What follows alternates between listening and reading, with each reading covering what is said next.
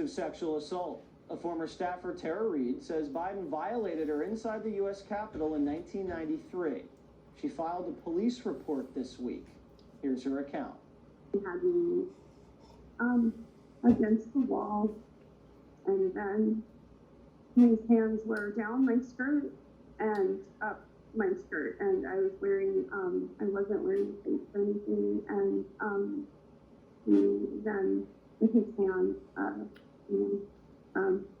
went from there and entered me with his hand, and as he was trying to kiss me. Nobody can verify this. It's a he said, she said, with no witnesses from years ago. The Brett Kavanaugh accusation was also a he said, she said, with no witnesses from years ago. Both men denied it.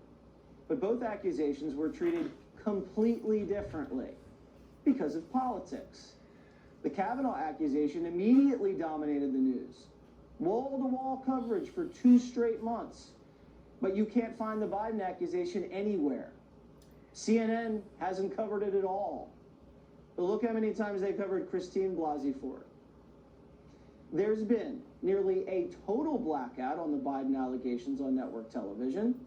In fact, since the allegation broke, Biden has done over a dozen interviews and hasn't been asked once about the woman who accused him of sexual assault.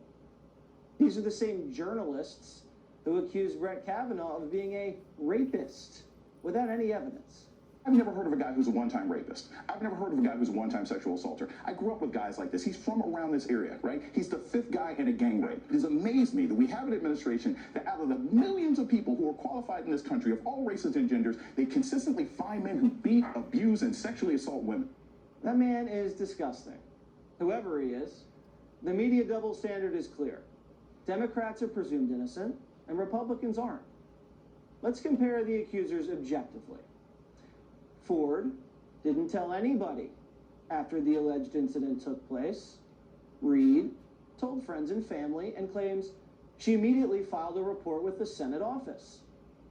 Several of Ford's friends don't believe her and have no recollection of the incident taking place.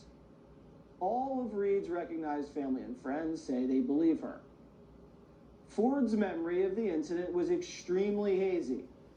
Dates and locations and people were very unclear. Reid remembers details. Ford alleges she was pushed and held down on a bed.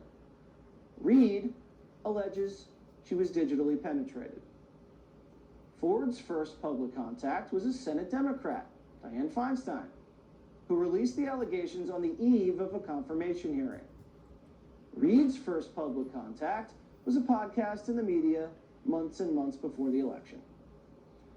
Ford retained partisan powerhouse D.C. attorneys who took her case pro bono. Reid has not retained counsel yet.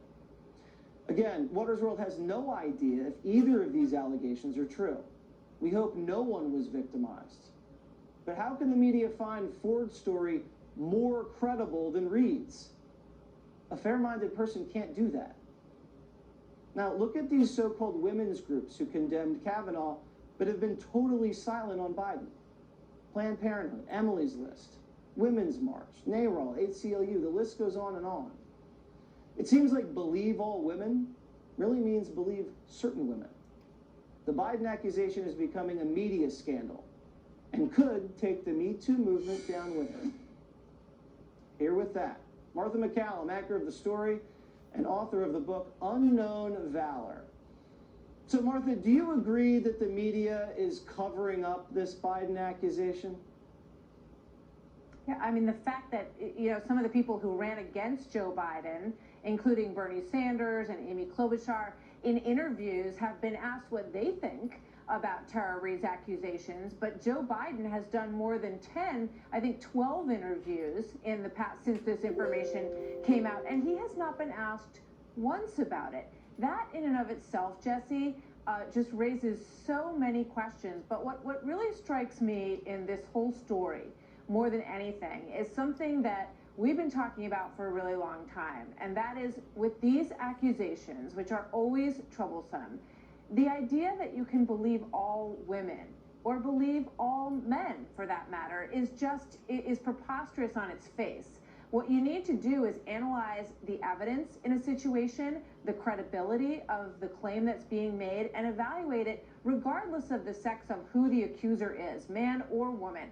That is just, it's a, sort of prefabricated moniker that really is meaningless. And it's interesting that Ruth Marcus, who wrote a whole book about the Kavanaugh accusation, suddenly said when she read Tara Reade's account, her gut told her that Tara Reade wasn't telling her the truth.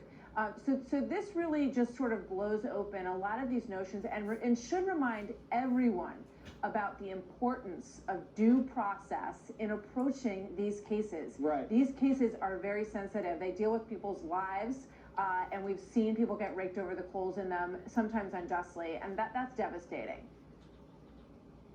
They're very hard to handle, and you just want fairness. That's what everybody wants, Yes. fairness and due process and even-handedness. Do you think that the way the media and even some of the Democrats like Elizabeth Warren, Harris, they've been asked about this and they went totally silent. Do you think this really hurts the women's movement, the Me Too movement, female Democrats running for president when they go so stone cold silent like this? Well, yeah, it just makes it clear to me that they understand that there is so much hypocrisy in the way that these cases are treated. And if you can't hold everyone to the same measure and say, yes, of course, if you're going to say believe all women, which we've heard from many of the people that you just mentioned, then that has to ring true across the board, even when it's the candidate who is running for president on your side of the fence.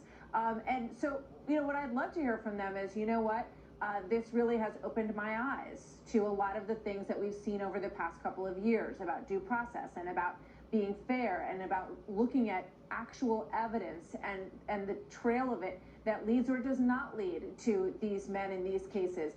So it just really smacks of something that is so disingenuous in the way that people have approached these. And I really hope that it breaks that wide open for the future as well, Jesse. All right, Martha, thanks a lot, and everybody go check out the book. Thank you.